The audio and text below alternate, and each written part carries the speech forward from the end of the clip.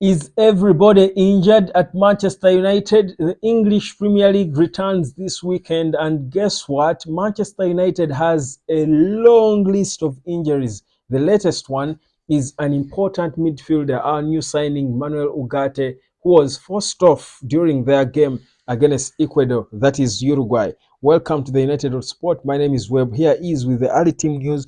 Here I am with the early team news concerning Manchester United. Like, share, subscribe as we get into it because it's really, really important news. Now, listen, on the long list of injuries we have, that includes Alejandro Garnacho, Kobe Mainu, Amad Diallo, who was ill, and we are hoping that the issues that forced all of them out will be sorted so that they are available, because if they don't, trust me, it's going to be a whole different look of a club, of a team. We won't be able to recognize Man United because, listen, if you look at all departments, except with the exception of the goalkeeper, Andrew Nana, who is 100% fit, at least as far as we know, left happy and excited when he left Uganda.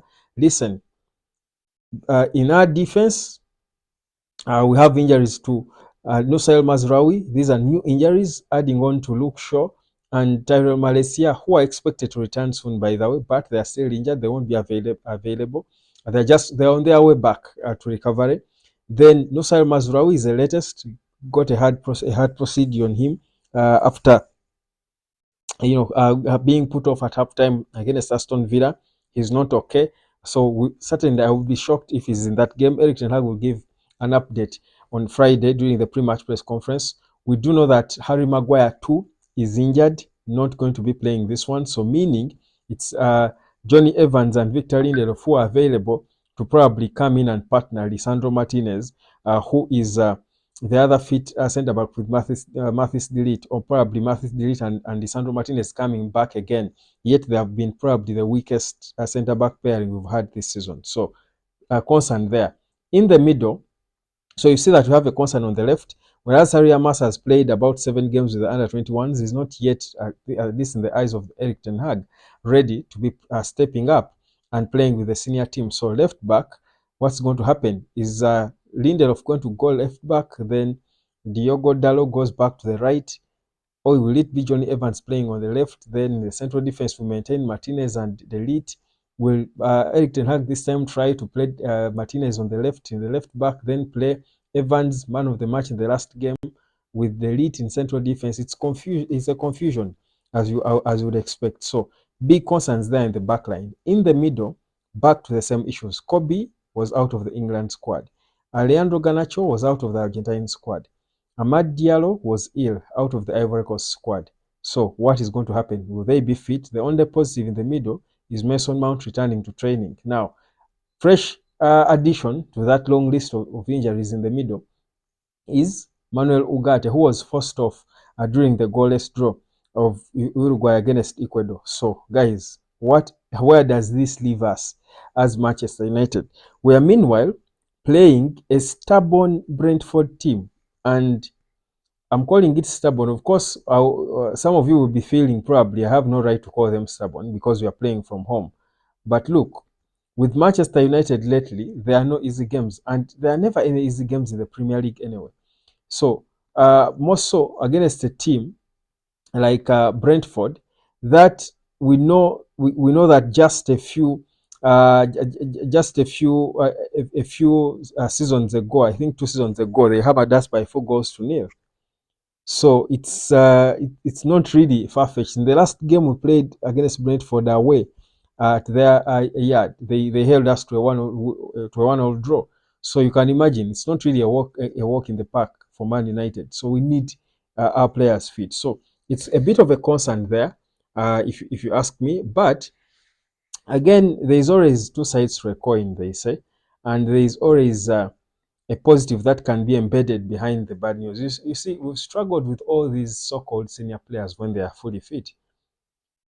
They don't deliver anything. So we're literally doomed when they are there, doomed when they are not. So maybe these so many injuries will perhaps help us, discover better players. So we give a chance to those players who have literally been not playing at all, and maybe they could shock us and actually bring us the results we deserve, because perhaps they'll have something to prove. They will come with a different fire, a different psyche. So maybe this could be the blessing in disguise that we are hoping for. So with this Man United, the thing is, with this Man United, you cannot be so disappointed, in these players, because all they have been the whole in the past 2 seasons, or 2 seasons to be precise, have been disappointments. All they have been is disappointments. I mean, so let's give a chance to the other people we don't get to see often playing, and see what they can deliver. So that's for me the consolation, the consolation I would have going into this Premier League return. So this Saturday game is certainly going to be one again that will test the depth. Again, we talk about depth in the squad. We have it. Let's see how Eric Ten Hag deals with it. Because if you think about it, assuming all these players are injured, you've got Onana fit, so you have Onana in goal. Central defense, I would have Johnny Evans and Mathis De Ligt, Diogo Dalot on the right, Lisandro Martinez on the left, if it were me. In the middle, we are playing Brentford. I would have Casemiro play in the middle, together with, of course, people who don't want to risk Toby Collier. There are people who will be feeling he's too young, but for me, for some reason, I'm for the youngsters, honestly. So I will play Casemiro and Collier as the two blocking midfielders. Play your Bruno as the 10. Up top, Hoyland on one flank. You can play on one flank, you can bring back your Anthony in there. And of course, it has to be Rashford on the other side if he's fit. So that's the obvious. That team should be good enough, strong enough to destroy Brentford. That team should be strong enough to destroy Brentford. So the depth is there. In fact, I've forgotten one player. I would change one thing, because I've always advocated for Bruno playing a little bit deeper.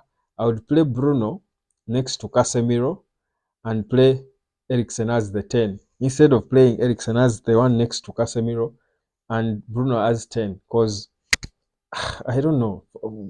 I think Bruno can create things from deep, but also with his work rate, he's a bit, hardworking, loves to cover ground. I think he can be a decent number 8, partnering a more defensive-minded Casemiro, a disciplined Casemiro who sits there. Because if we have sitting blocking midfielders, disciplined, I think that's the word I should do. The way we saw Kobe Maino and Eriksen in our game against Aston Villa, because we had control of that game, because Kobe Maino and Eriksen were not getting so advanced. They were never advancing themselves so much. They kept it disciplined and kept blocking and shielding the backline. That's why we never looked overstretched or exposed at all, because we held it together.